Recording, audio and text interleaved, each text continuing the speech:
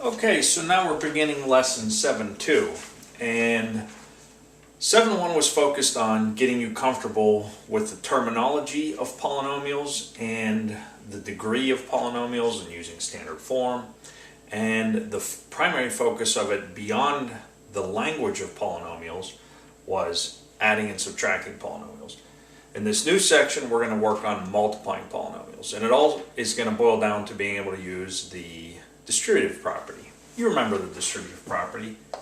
If we have a quantity A times, or if we have an A times a quantity B plus C, we distribute the multiplication of A. That A is multiplied by both terms inside there. So we end up with A times B plus A times C.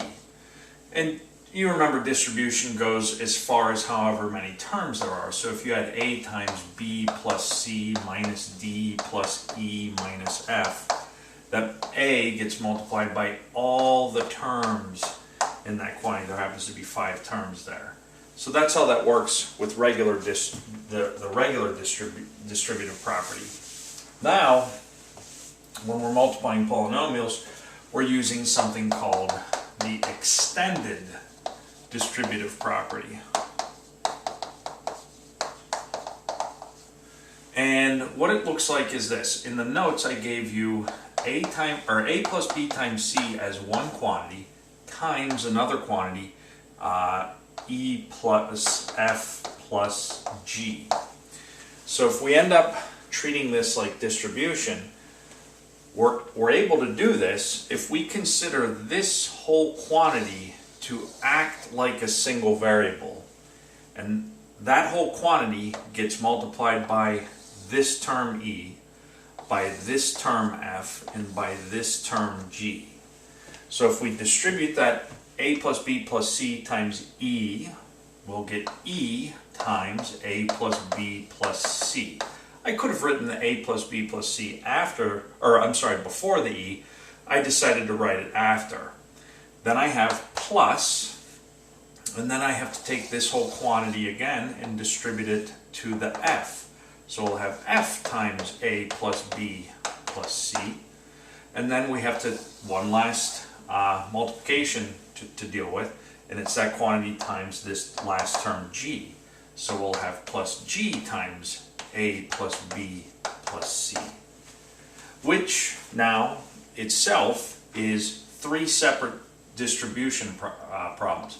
We have to take E times A, E times B, E times C, and we'll get, I'm going to write them in alphabetical order. We're going to get AE plus BE plus CE when we distribute that E through. Now let's distribute that F through. So we'll have plus, distribute the F through, and again I'm going to write them in alphabetical order, plus AF plus BF plus CF plus, let's take that G through because that's distribution right there, and we'll have plus AG plus BG plus CG. And this is what you get when you multiply this 3-term polynomial, which is a trinomial, you remember, times this trinomial. You end up with that result. And it's called extended distributive property. Now in practice, I don't actually write this out. I just do it. So here, let me show you what I'm talking about. I'll leave the answer below so we can compare, and I'll get rid of all of this right here so we can see the original problem a little more clearly. So we have our trinomial times our trinomial.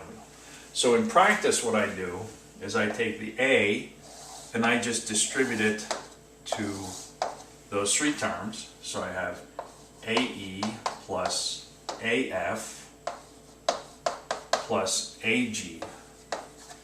Now notice AE is right here, AF is right here, AG is right here. Then I take the B and I distribute it to all 3 terms. So I end up with plus BE plus BF plus BG. And here BE, here's BE, BF, here's BF, BG, here's BG. And then I take this last term C and I distribute it to all three terms. So I have plus CE plus CF plus CG. CE here, CE there, CF there, CF there, CE there, or CG there, and CG there.